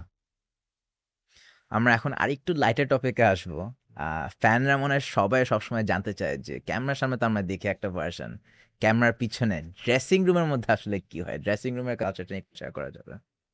অ্যাকচুয়ালি আমাদের একটা কমফোর্টের জায়গা। মানে কমফোর্টের জায়গা বলতে পারেন, আমাদের ফ্যামিলি সব, মানে আমাদের সেকেন্ড ফ্যামিলি এটাই। আমরা সত্য কথা বলতে বাসার থেকে ড্রেসিং রুমে বেশি কাটে, প্লেয়ারদের সাথে আমরা বেশি সময় দিই। আমরা সবাই সবাই জানি, সবাই সবার হ্যাপিনেসটা কোথায়, কে কি পছন্দ করে, কে ফান পছন্দ করে না, কে বেশি সিরিয়াস থাকে, এটাও আমরা জানি। ড্রেসিং রুমে এমন থাকে, খেলার যখন চলে তখন এনভায়রনমেন্টটা পুরা ডিফারেন্ট থাকে, কারণ তখন সবাই ফোকাস থাকে, কিন্তু তার মধ্যে আমরা ফান করি, কারণ ওই যে টেনশনটা কাটানোর জন্য। আবার অনেক সময় যখন আমরা ক্যাম্প করি তখন আমরা পুরোটাই ফান করি, তখন যতটুকু সময় প্র্যাকটিস করি ফোকাস প্র্যাকটিসে, বাকি সময়টা আমরা ড্রেসিং রুমের মধ্যে ফান করি, যে না এই যে কষ্টটা করতেছি ওইখানে যে জন্য এই কষ্টটা সবাই ভুলে যায়। রাইট। তো ড্রেসিং রুমে ডিফারেন্ট, কারা সবচেয়ে বেশি জমায় রাখে তাসকিন ভাই? যদি এখনকার টিম হয় কারা সবচেয়ে বেশি জমায় যাকে রাখে? প্রশ্ন করছেন সেই রাখি তো এই জন্য বলতে পারতেছে না। না আসলে দেখা যায় যে একজন আরেকজনকে নাড়ানাড়ি করা বা খোঁচানো, টুকটাক গল্প শুনছি, একটা বলবেন আমাদেরকে? বিভিন্ন ক্ষেত্রে আমরা মানে বলে এটা তো অতীতে অতীতে ছিল, এখন বলেন নাই। বলেন, সমস্যা নেই। অতীতে ছিল মানে হ্যাঁ। আহ, কেউ ন্যাশনাল টিমের ডেবু হইলে তারে অনেক সময় সবাই মিলে প্যান্ট ট্যান্ট খুলে দিয়ে পুলে ফেলাই দেওয়া, এই জিনিসগুলো ছিল আগে, ঠিক আছে। ইভেন আমার সাথে হয়েছিল। হ্যাঁ। তো আমি লিড মাস্টারি ভাই দিছিল আমার কে? আচ্ছা, মাস্টারি ভাই আমার দেখা গেছে উলঙ্গ করে দিছিল। তো এই জিনিসগুলো আর কি র্যাগিং ছিল, মজা, হ্যাঁ, মজা এটা ছিল তো একদিক দিয়ে মজা, হ্যাঁ, মানে হ্যাঁ। এটা র্যাগিং না অ্যাকচুয়ালি, এটা উম, একটা মানে কি একটা বলবো, যে কালচার তুমি বিল্ড একটা করা কালচারে আর কি। আসছো, সে ওয়েলকাম করা, এটা হচ্ছে ওয়েলকাম ছিল। আগে ছিল, এখন কিন্তু এখন নাই, এটা আগে এখন ছিল, চেঞ্জ বাট এই হয়ে জিনিসটা গেছে, মজা ছিল, আমরা কেউই পার্সোনালি নিত এখন না। কি হয়? এখন কিছু হয় না, একটু মজা টজা করলে তো না, এখন ভালো। আমরা এমনি ড্রেসিং রুমে দুষ্টামি কথোপকথন হয়, লিড হাসাহাসি দেয় হয়। কারা? আপনি মানে ছাড়া? আমি তো দেখা গেছে এমন এমন টপিক তোলা শুরু করি, তাহলে সবাই ইনভলভ হয়ে চলে যাবে। হাসাহাসি করতে থাকে, টাইম পাস হয়। এই ঠিক জিনিসটা নিয়ে আছে। একটা ইয়ে ছিল না আমাদের, তুই এই টিমটা ছিলি কিনা জানি না, আমরা সবাই এক টিম সুইমিং এ গেছি, সুইমিং বলতে আমরা বিচে গেছি ওয়েস্ট ইন্ডিজে। তো তো আমি আর মোসাদ্দেক হোসেন সৈকত ওইবার ফার্স্ট আমরা এই টিমে ট্যুরে গেছি ওয়েস্ট ইন্ডিজ বারবাডোসে। তো আমাদের হোটেলটা ছিল হচ্ছে, এটা হোটেল, এটা রোড, আর ওইটা বিচ। বিচ, সো এটা হচ্ছে দূরত্ব আর কি। তো সবাই ফান করতে করতে কি হঠাৎ মনে হলো যে এদের দুজনকে ওয়েলকাম করতে হবে। সো আমাকে আর মোসাদ্দেককে ওয়েলকাম করলো, যে কিভাবে করে বিচের পানির মধ্যে, মাঝখানে বিচের মাঝখানে আমাদেরকে উলঙ্গ করে আমরা উলঙ্গ আবার করে কাপড় টাপড় নিয়ে গেছি, কাপড় ওরা নিয়ে ওরা দুজন চলে গেছে, বিচের মধ্যে আমরা পানির বিচের তলে মধ্যে বসে পানির মধ্যে আছি। বসে আছি। সো এটার এটা ভিডিও খুবই থাকলে একটা ইয়ে। সো সন্ধ্যা হয়ে গেছে, সন্ধ্যা ওরা হব দুজন কিন্তু কাপড় ছাড়াই এমনি হাত দিয়ে দৌড় মারছে হোটেল রুম। এটা বাংলাদেশি মিডিয়া জানতে পারলে পরের বার টোর না, হলে এটা সবাই যাবে তোরা। এটা একটা ফান ছিল, Fun কিন্তু ছিল। আগে এগুলো ফান ছিল অ্যাকচুয়ালি। কোনো প্লেয়ার যে মাইন্ড করতো সেটা না, যে তুমি একটা জায়গায় আসছো, একটা কালচারে একটা ওয়েলকাম, কিন্তু আপনাকে যে ওইটা করে যে সবার সামনে মানে মানহানি করতেছে সেটা না। তুমি পানির ভিতরেই আছো। কিন্তু হুম। জাস্ট তুমি হইছো, ওয়েলকাম হইছে, শুধুমাত্র ঠিক প্যান্টটা না, আছে। ইটস হ্যাঁ, ওকে। না, এখন কিছু তো একটা আসলে ম্যানেজ হয়ে অনেক যাবে। রিলসের যুগ, হ্যাঁ, এই জন্য এইসব আর করা হয় হ্যাঁ, না। সোশ্যাল মিডিয়া ছাড়া হ্যাঁ। লাইফটা আসলে কেমন ছিল? Much better. Social media fun, not খারাপ লাগে যে সেটা না, কিন্তু বেশি আবার প্রবলেম। ড্রেসিং একটু রুম তো না, স্পেস আমার দরকার রিলি না ওয়ান্ট টু আস্ক একটু যে তো। একটা খেলা হারলে what is the vibe in the dressing room, একটা খেলা জিতলে হোয়াট দ্য ভাইব, একটু ডিফারেন্সটা বলা যাবে? জিতলে তো বেশি মজা লাগে, সবাই জলই থাকে। হারলে দেখা গেছে প্রথম ঘন্টাখানিক সবাই একটু কোয়াইট থাকে, কারণ আপসেট সবাই থাকে।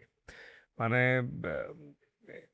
অনেকে আমরা ওই দিন ঘুমাইতে পারি না, আপসেট থাকি। আর যে কারো কারণে যদি হারে, সে তো আরো বেশি সুপার আপসেট থাকে। ডু কিন্তু you think fans realise that? কারণ ফ্যানরা তো প্রায় ভাবে যে না আপনারা কেয়ার করেন না, হারছে সো হোয়াট, ওরা না, ওদের ইনিংস খেলে চলে না, গেছে। এটা এমনও অনেকে দিন এরকম গেছে, ভাবে, কিন্তু ফ্যানরা কিন্তু ধরেন প্রায় recently ভাবে যাতে বুঝে, মানে প্লেয়াররা বুঝতেছে কেয়ার আগের করে। ধরেন তুলনায় ক্রিকেট বুঝে এমন আর। হয় যে আমরা হয়তোবা আমরা মাঠ থেকে যখন বের হই কারোর সাথে দেখা হলে হাসিও চলে আসে, তখন সবাই ভাবে যে না, যে ও হারার পরেও হাসতেছে, কিন্তু আপনার সাথে আমার দেখা হয়েছে, আপনাকে কিছু আমাকে তো একটা ওয়েলকাম হুম করতে হুম হবে। হুম হুম। সো আমি তো স্যাড হিসেবে করতে পারি না। সো ওইটা করার পরে ড্রেসিং রুমে আমরা যখন যাই তখন তো সবাই আমরা চিন্তা করি যে আমরা কেন হারছি, কি কারণে হারছি, আমাদের কোথায় ভুল ছিল, সেগুলো নিয়ে আমরা আলোচনা করি। হুম। অনেক সময় আছে আমরা হোটেলে যাই যে কেউ রুমেই ঢুকে না, ওই লবিতেই বসা থাকে, সবার রুমের সামনে আমরা একসাথে বসি, ওইখানে দেখা যাচ্ছে সারা রাত চলে যায় ওই গল্প করতে, কেন হয়েছে, কি কারণে হয়েছে। রুমে কেউ ঘুমাচ্ছে না, হঠাৎ 3টা 3:30টার সময় তাসকিন বলতেছে ভাইয়া ঘুম আসতেছে না, বাইরে বেরো। রুমের সামনে বসে গল্প করছি, ওই আরেকজন শব্দ শুনে সেও বেরোয়। সো কি হয়, ওই দিনটা আমাদের খুবই আপসেট যায়। না, আসলে সবাই হয়তো ভাবে যে আমরা অনেক মানে রিল্যাক্স থাকি হারলেও। এটা ভুল কথা একদমই। আমরা অনেক হার্ট হই এবং ঘুম আসতে চাই না, বা যেমনি হোক সবাই তাড়াতাড়ি রিকভার করার ট্রাই করি সেটা, বিকজ আবার 2 দিন বা 1 দিন পরেই খেলা থাকবে। আর আরেকটা জিনিস যেটা, মানে খারাপ খেললে বা হেরে গেলে তো ওই দিন তো মানে যে যত আর্লি রিকভারি করা যাবে, কিভাবে কি ভুল হয়েছে সেটা নিয়ে মিস্টেকটা ঠিক করে আসতে ডু ইউ হবে। Take the loss emotionally and very personally ব্যাপারটা? সামটাইমস হয়ে যায়। কোচরা কি বলে সাধারণত?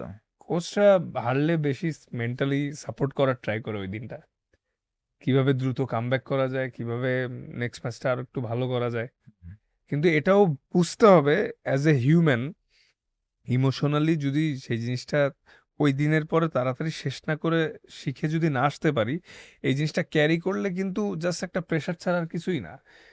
কালকে 5টা ম্যাচ উইকেট পাইছি বা 10 ওভারে 70 রান দিছি, এটা কিন্তু কালকেই শেষ। আবার নেক্সট ম্যাচটা নতুন করে শুরু হবে। তো এটাই যে ক্রিকেট আমাদের জীবনের একটা অংশ, জীবন না।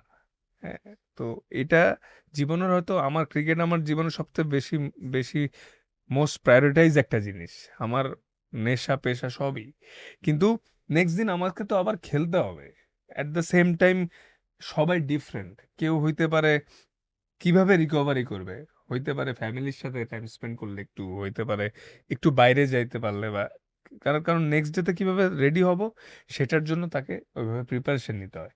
কিন্তু এটা আবার হুম। অনেক সময় অনেকে নর্মালি নেয় না, যে কেন ফ্যামিলি নিয়ে আসে বা কেন আমাকে তো রেডি হইতে হবে নেক্সট ম্যাচের জন্য। এই জিনিসগুলো আই হোপ ফ্যান্সরা আগের থেকে অনেক বেটার ক্রিকেট বুঝে, তারাও আস্তে আস্তে বুঝবে। আমরা এখন আস্তে আস্তে ড্রেসিং রুম এবং স্টেডিয়ামের থেকে বের হয়ে একটু বাইরে যাই, যে বিদেশে যখন আমরা সিরিজ খেলতে যাই, is that more of a challenge than playing at the home of cricket Shere Bangla? মানে বিদেশে কি আরো অনেক বেশি চ্যালেঞ্জিং লাগে? না, অবশ্যই, কারণ ধরেন এটা হচ্ছে আমরা পরিচিত একটা জায়গা, আমরা জানি যে এইখানে কোন দিক দিয়ে বাতাস আসে, কোন সাইডটা একটু বড় থাকে, উইকেটটা কেমন, সকালের উইকেটটা কেমন থাকে, বিকেলে থাকে, কিন্তু আমরা যখন বাইরে যাই ওই জিনিসটা তো আমাদের কাছে অপরিচিত থাকে। সো ওইটা খুব শীঘ্রই আমাদের মধ্যে ওন করতে হয়, এবং অনেক সময় আছে যে আমরা খুব তাড়াতাড়ি ওন করতে পারি, অনেক সময় আছে দেখা যাচ্ছে আমাদের একটা ম্যাচ 2টা ম্যাচ চলেও যায়, কারণ আমরা এনভায়রনমেন্ট বুঝতেই পারি না, কারণ ওদের সব অন্য লেভেলের থাকে। ধরেন অনেক সময় অনেক জায়গায় ঠান্ডা, অনেক জায়গায় আবার বাতাসের সাথে ঠান্ডা, অনেক সময় আছে যে রাতে খেলা হচ্ছে, সকালে খেলা হচ্ছে। সো এটা বোঝা, মানে যত দ্রুত আমরা, আমাদের কাজই ওইটা খেলা, কিন্তু আমরা চেষ্টা করি যত দ্রুত আমরা অ্যাডজাস্ট জিনিসটা করাটা। অ্যাডজাস্ট করতে পারি। সো দেশের থেকে বাইরে খেলাটা আরো বেশি টাফ থাকে, এবং ডু ইউ তাছাড়াও লাইক দ্য চ্যালেঞ্জ? অবশ্যই, কারণ ডিফারেন্ট চ্যালেঞ্জে ভালো করার একটা মজা আলাদা। আপনি আর যখন প্রত্যেকটা হোমই তো ওদের ওদের অ্যাডভান্টেজটা নেয় অ্যাডভান্টেজটা নেয়। যে কিভাবে আমরা কোন জিনিসটাতে স্ট্রাগল বেশি করি হুম। সেই জিনিসটা As a fast bowler, do you think the pitches in Bangladesh নাকি the pitches abroad help you more? অ্যাব্রোডে বেশি হেল্পফুল হয় কিন্তু সাবকন্টিনেন্টের বাইরে হুম। কিন্তু এখন আমাদের দেশে স্পোর্টিং কন্ডিশন বানানো শুরু হচ্ছে সো স্পোর্টিং হইলে ব্যাটসম্যান বোলার দুজনের জন্য একটু হেল্প থাকে আর কি আপনারা দুজনে বেশ স্টেডিয়ামে খেলছেন দেশের বাইরে, which one is your favorite? আমার favourite MCG Melbourne cricket stadium কয়বার খেলার চান্স ছিল ওখানে? দুইবার খেলছি দুইবারই 2015 ওয়ার্ল্ড কাপ না ইন্ডিয়া আর শ্রীলঙ্কার সাথে ম্যাসিভ স্টেডিয়াম। আমার হচ্ছে স্বপ্ন ছিল লর্ডসে খেলার, এটা খেলেছি কিন্তু খেলে ভালো লেগেছে এমসিজিতে। ওয়াও, সো অস্ট্রেলিয়ার খেলাগুলো কেন এত স্পেশাল হয়? আমি অস্ট্রেলিয়া থেকে বড় Actually, হয়েছি, so অনেক ওদের ইন্টারেস্ট কাজ করে। ওয়েদারটা ভালো ছিল এবং আমরা ওইখানে যখন খেলেছি ম্যাক্সিমাম হচ্ছে আইসিসি টুর্নামেন্ট গুলো খেলেছি। সো আইসিসির একটা এনভায়রনমেন্টই আলাদা ছিল। উইকেট মানে কোনো হোম তারা বেনিফিট নেয়নি, ভালো উইকেট ছিল এবং আদার যত ফ্যাসিলিটিস ছিল খুবই ভালো। সো সবকিছু মিলিয়ে বলবো যে আহ, ওইটাই বেস্ট ছিল আর কি। আপনাদের একসাথে সবচেয়ে মেমোরেবল টুর বা টুর্নামেন্ট কোনটা? এই যে সেমই বলবো আমরা দুজন 2015 ওয়ার্ল্ড কাপ World Cup, হ্যাঁ। খুব মজা করছি এবং আচ্ছা। ভালোও খেলছি দুইজনের হ্যাঁ। পার্সোনাল পারফরমেন্সও ভালো ছিল টিম ওয়াইজ টিম পারফরমেন্সও ভালো ছিল, হ্যাঁ। তো আমরা ওইখানে তো ওই যে খুবই ইয়াং হ্যাঁ। প্লেয়ার ছিলেন তখন আপনারা দুজনে। একদমই আমি ওই যে 14 বললাম তে যে ডেবু দুইজনেরই 15 হ্যাঁ। থেকে আমি জাস্ট তার আগে একটাই ম্যাচ খেলেছিলাম আর কি। সো দুইজনই আর কি নতুন ছিলাম আমরা। What was so special about that experience? Special সবকিছু ছিল, কারণ বলবো যে ধরেন আমরা তখন ছোট ছিলাম, ও মাশরাফি ভাইরে পছন্দ করতো, ও তখন মাশরাফি ভাইয়ের সাথে ড্রেসিং রুম শেয়ার করতেছে, আমি সাকিব ভাই, তামিম ভাই বা আদার্স যারা ছিল, মানে সব সিনিয়র প্লেয়ার যারা ছিল ওদেরকে আর ফার্স্ট পছন্দ ওয়ার্ল্ড করি। কাপ দুইজনের so first dream, world cup, insane, এটা হ্যাঁ। ড্রিম ছিল, তো সবকিছু একসাথে হয়ে গেছে আর প্লাস কি। আমরা যে গেছিলাম হচ্ছে 2 উইকস আগে প্রিপারেশন ক্যাম্প হ্যাঁ তো আমাদের একটু ঘোরাঘুরির স্পেস ছিল আর কি অনেক মজা করছি হ্যাঁ, আমরা। সো ওইটা একটা হ্যাঁ। ফান ছিল যে আমরা প্র্যাকটিস করতাম, তার বাইরে নিজেদের সময় দিতাম, তারপরে আবার প্র্যাকটিস করে একটা থাকে না মেন্টাল একটা পিস ছিল Peace of যে mind. কিভাবে আমরা যখন বাইরেও যেতাম তখনও আমাদের একটা প্ল্যান থাকতো যে কালকে কি করব, এবং প্র্যাকটিসের পরেও আমরা একটা চিন্তা করতাম আজকে আমরা কি করব, যেন আমরা বোর না হয়, কারণ আমরা অনেকদিন আগে গেছি, আমরা ফার্স্ট টাইম দুইজনই ফ্যামিলির থেকে এত বড় ট্যুরে হ্যাঁ, জন্য দেশের বাইরে গেছি। খেললে কি হোমসিক লাগে নাকি না এক মজা শেষের লাগে? দিকে একটু আমার- লাগে, সত্য বলতে এটা মিথ্যা বলবো না, শেষের হ্যাঁ, দিকে একটু শেষে লাগে লাগে। আর আমার এখন 2 উইকস এর পর থেকেই লাগা শুরু হয় আমার ফ্যামিলি বড় হইছে একটু বাবু আছে বাট এখন একটু বেশি হোমসিক আর আমি চেষ্টা করি যদি 15-20 দিনের বেশি ট্রিপ হয় ট্রাই করি অ্যাটলিস্ট কয়েকদিনের জন্য হইলেও ফ্যামিলিকে ওইখানে নেওয়ার নিয়ে যাও। কারণ আমি মেন্টালি হ্যাপি না থাকলে আমার খেলাতে ইফেক্ট পড়তে পারে হুম। চেষ্টা করি মানসিকভাবে খুশি থাকার এখন তো আপনার দুজনই বহুত টাকা পয়সা কামান, so I want to ask যে আপনার কিসের উপর খরচ করতে সবচেয়ে বেশি ভালো লাগে? Cars, holidays? না, দুইটা জিনিসে মানে কার তো সবাই চুপ কিনাই হয়ে গেল, তো হয়, সমস্যা, কিন্তু where is the money going? না না, গাড়ি তো থাকেই, গাড়ি তো একটা শখের জিনিস, আর তাছাড়াও ফ্যামিলি নিয়ে বাইরে যাওয়া একটা অন্যতম জায়গা। আপনার ফেভারিট হলিডে কোথায়? Favourite holiday favourite destination? মানে ডেস্টিনেশন ওইরকম মানে যেটা আছে সেটা তো ফ্যামিলির সাথে যাওয়া নিয়ে একটা জায়গা আছে, কিন্তু আমি বলতে গেলে আমার পার্সোনালি নিউজিল্যান্ড অনেক ভালো লাগে। এমনি তো টু বি অনেস্ট আপনি আপনি কি ম্যারিড না, ম্যারিড তো ওয়ান্স ইউ আর ম্যারিড আপনারও খরচ অনেক বাইরে যাবে আচ্ছা। কার্ড কেমনে ধাপ ধাপ খরচ হয় বুঝতে পারবেন ঠিক আছে আর হচ্ছে আমি তো আমার ফ্যামিলির আমরা 3 ভাই বোন আমি বড় ছেলে তো আমার রেসপন্সিবিলিটি একটু বেশি ফুল ফ্যামিলির রেসপন্সিবিলিটি নিতে হয় তো খরচের জায়গা অনেক আসলে সো ইন্ডিয়ান প্লেয়ারদের মতো ফারারি টারি কেনার স্কোপ? আমাদের তো না। আসলে to be honest, ওরকম ইন্ডিয়ান প্লেয়ারদের মতো আয় না আর কি যদি আয় থাকতো তাহলে এর মধ্যে দিয়েও যতটুকুই আয় তার মধ্যে দিয়ে আমরা আমাদের বেস্টটা খরচ করার চেষ্টা করি কারণ সব মিলেই তো ব্যালেন্স করতে হয় রাইট। পডকাস্ট সেগমেন্টের ক্ষেত্রে আমাদের লাস্ট কোয়েশ্চেন আছে, যদি আপনার আজকে ক্রিকেটার না হইতেন আপনার কি হিসাবে কাজ করতেন? আমার ক্ষেত্রে বলা খুবই টাফ। জীবনটা আসলে কোন দিকে যাচ্ছিল আমরা জানতে চাবো। আমি শিওর যে আমি আমার পড়াশোনা আমার করতেই হইতো, ওরও করতে হইতো। ওর বাবা টিচার, আমার ঠিক বাবা আছে। শিক্ষা অফিসার ছিল, টিচার ছিল, এবং আমার 2 ভাই ঢাকা ইউনিভার্সিটি থেকে পাশ করা। সো ওয়াও, তো আমি যখন পড়াশোনার বাসা থেকে বিকল্প বের থাকতো হতাম, না। ঠিক আছে, আমার বাবা, আমি যখন ছোট ছিলাম বিকেএসপিতে যাওয়ার আগে, তো আমার বাবা ওই সময়টা কিছু প্রাইভেট পড়াতো আর কি, বাসায় আসতো সবাই। তো স্কুল শেষ করে সবাই স্কুল ড্রেস পরে বাসায় আসতো, আর আমি স্কুল শেষ করে বাসায় এসে ড্রেস চেঞ্জ করে খেলতে চলে যেতাম। তখন আমার বাবা একটা ডায়লগ দিত, আমার এখনো মনে আছে, যে ওই দেখো মেঠো যাচ্ছে, মেঠো যে এখন কোথায় যাবে তার কোনো ঠিক নাই। ঠিক আছে। তো এইটা কেন বলতো, কারণ আমাদের যে এরিয়াটার নাম ছিল, ওটার নাম ছিল হচ্ছে মেঠো পাড়া। হ্যাঁ, তো ওই যে বলতো কারণ আমি যাচ্ছি যে এখানে, কারণ বাবা বাংলা টিচার ছিল, তো ওইভাবে বলতো আর কি, যে মেঠোদের সাথে সে আরেক মেঠো যাচ্ছে ঘুরতে মিট আপনার করতে। বাবাকে আপনার ক্রিকেটিং স্টোরিটা ফুলি সাপোর্ট করছে ফ্রম দ্য ভেরি বিগিনিং? হ্যাঁ, আমার ফ্যামিলি করছে। রাইট। সত্য, এটা একটা ইয়ে ঘটনা আমি বলি।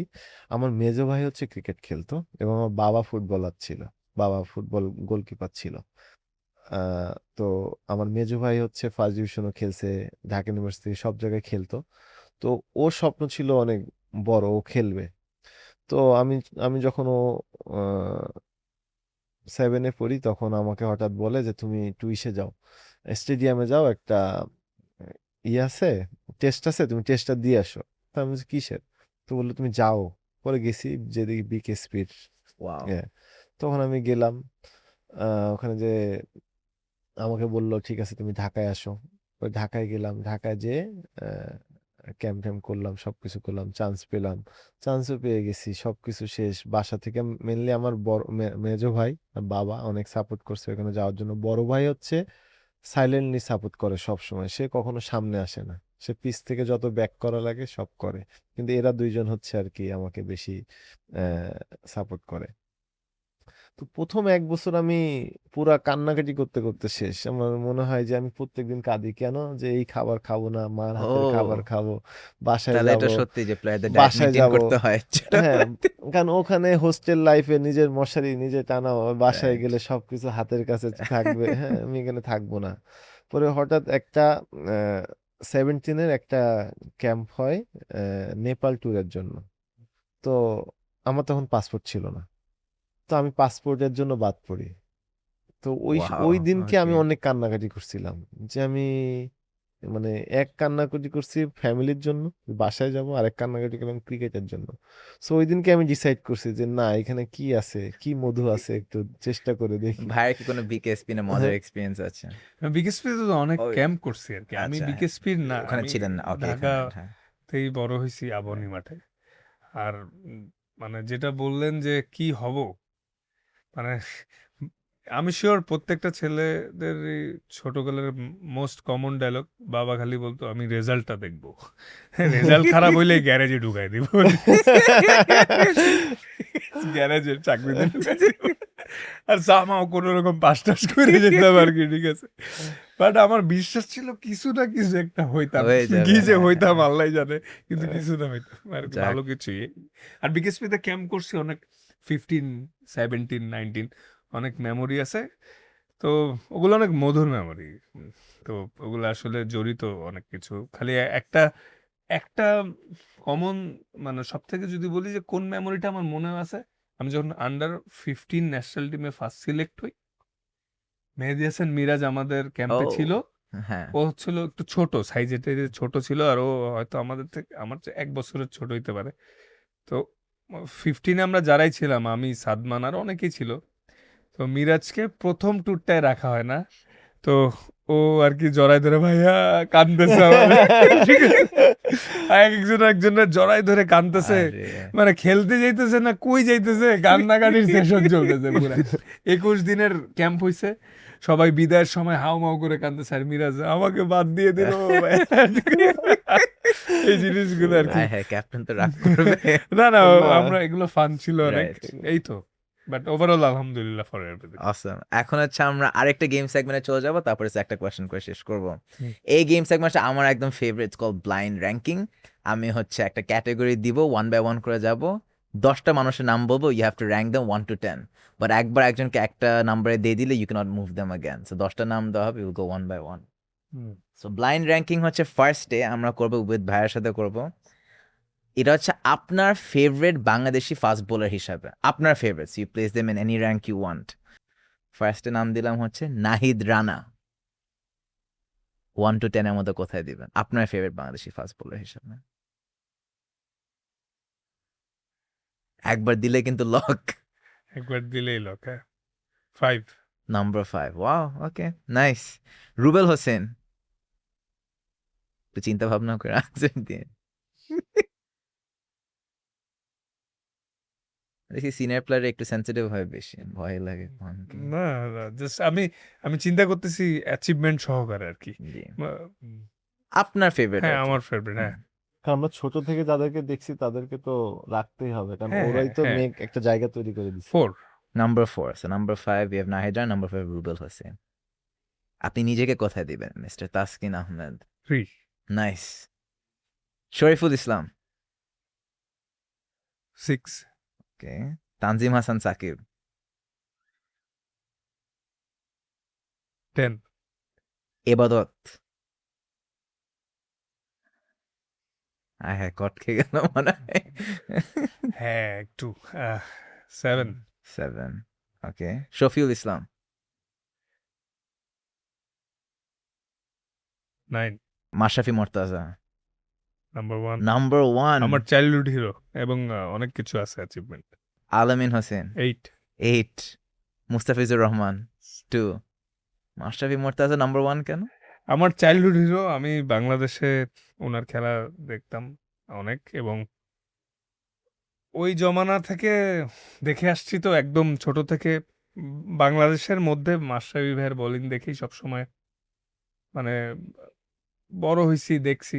অ্যাচিভমেন্টের কথা বলতেছি না, স্ট্যাটস বলতেছি না। স্ট্যাটস তো মোস্তাফিজেরও অনেক Right. ভালো, কিন্তু Because আমি Mashraf is not a Mustafiz, wicket taker তেমন না, but he has an aura. Tell us about the aura. হ্যাঁ, মানে ওই জিনিসটা ছিল যে আমি যখন একদম ছোট খেলা দেখতেছি, ফাস্ট বলার বা বোলিং মানে মাশরাফি ভাইরে দেখতাম যে 140-তে বল করতেছে, বাউন্সার মারতেছে, অ্যাগ্রেশন আছে। মানে এখানে যে 10 জন আছে 10 জনই great, no doubt. Stats wise Mustafiz অনেক আগানো। তো এই জন্য অ্যাচিভমেন্ট আর সবকিছু ওরা মিলেই আমি গেস করছি যে 1 2, আমি 3, ওকে 4 5 এভাবে করে করে। এখন হচ্ছে for the Bangladeshi batsman, Soumya সরকারের ফেভারিট কারা? ব্লাইন্ড র্যাঙ্ক হবে 1 to 10। ফার্স্ট হচ্ছে শাহরিয়ার নাফিস, 7। Number 7, okay. লিটন দাস, আপনার ফেভারিট? 5। শান্ত,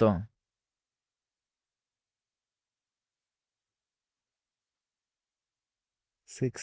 6।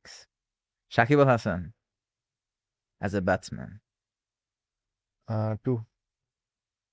মুশফিকুর রহিম, 3। মাহমুদুল্লাহ রিয়াদ, একবারে কিন্তু একবারই লক হয়ে গেছে প্রিভিয়াস গুলা। 4। 4। সৌম্য সরকার, আমি তো 1 দিতে বাকি আছে জানি কত? না।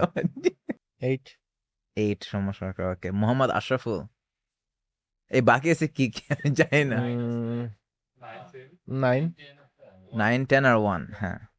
9। আশরাফুল 9। 9। তামিম ইকবাল, 1। ইমরুল কায়েস। 10। Wise Tamim Iqbal number 1? কারণ আপনি তো ব্যাটসম্যান বলছেন, সো ব্যাটসম্যানের ক্ষেত্রে আমি তামিম ভাইকে এগিয়ে রাখছি। কারণ তার অ্যাচিভমেন্ট বলেন আর তাদের খেলা দেখেই আমি আর কি বড় হয়েছি। সবকিছু মিলিয়ে আপনি যে বললেন র্যাঙ্ক করার জন্য, আমি এই জন্য আর কি ওনাকে এগিয়ে রাখছি শুধুমাত্র ব্যাটসম্যান হিসেবে। আপনি কিন্তু শুধু ব্যাটসম্যান বলেছেন, হুম। যদি অলরাউন্ডার বলতেন তখন আমি হ্যাঁ, আবার হ্যাঁ, মানে হ্যাঁ, ওভারঅল sure. বললে আমি তখন সাকিব আল হাসানকে এক Right. নম্বরে রাখতাম। রাইট। আজকে that's it for the game segment. এখন আমরা চলে আসবো টু দ্য লাস্ট কোয়েশ্চেন, যে আপনাদের এখনো পিক ফার্মার বহু বছর বাকি আছে। What do you want to achieve by the end of your career? সর্বপ্রথম যে জিনিসটা ইচ্ছার জায়গা, যে কোনো একটা বড় ট্রফি জেতা বাংলাদেশের হয়ে, এবং সেই ট্রফি জেতার পেছনে আমার অনেক কন্ট্রিবিউশন থাকবে। তো সেটাই হচ্ছে মেন টার্গেট। তো আমি আমার কেরিয়ারের যে স্টেজে আছি, আমি হয়তো কয়েকটা বড় টুর্নামেন্ট পাবো সামনে। তো সেগুলোর মধ্যে এম অনেকগুলা টুর্নামেন্ট হয়তো পাবো না। অনেকগুলা, কারণ ওয়ার্ল্ড কাপ হয়ই ৪ বছর পর, পর। টি-20 ওয়ার্ল্ড কাপ হয় ২ বছর পর, পর। এবং এশিয়া কাপ আছে। তো next world cup, Asia cup, টি-20 ওয়ার্ল্ড কাপ, সেগুলাতে যদি ট্রফি জিততে পারতাম, সেটা অনেক স্বস্তির জায়গা হইতো। Nothing impossible, let's hope for the best. তো এটাই আরকি। হ্যাঁ, মানে ফিনিশটা অনেক স্ট্রংলি করতে চাই। ইয়া একটা লেগেসি রেখে যেত। জি। সৌম্য ভাই, same what's the big goal? ওই যে বললাম যে কোনো একটা, তাসকিন যেটা বললো যে কোনো একটা টুর্নামেন্ট জিততে চাই, মানে বড় টুর্নামেন্ট, কাপ জিততে চাই। সেটা টি-20 হোক বা ওডিআই ওয়ার্ল্ড কাপ হোক বা এশিয়া কাপ হোক, যেন একটা অ্যাচিভমেন্ট নিয়ে শেষ করতে পারি নিজের ক্যারিয়ারটা। এবং যেভাবে নিজের ক্যারিয়ারটা শুরু করেছিলাম, আহ, চেষ্টা করব যেন এরকম ভালো কোনো কিছু দিয়ে নিজের ক্যারিয়ারটা শেষ করতে পারি এবং মাঠ থেকে বিদায় নিতে পারি। এটাই। Awesome. And that was the চার ছক্কা podcast, the second episode. আশা করি সবাই অনেক বেশি এনজয় করছেন. If you do like, follow and subscribe to the channel. ইনশাল্লাহ আবারও দেখা হবে. Thank you so much, ভাইয়া. Thank you. Thank you, you so much. Thank you.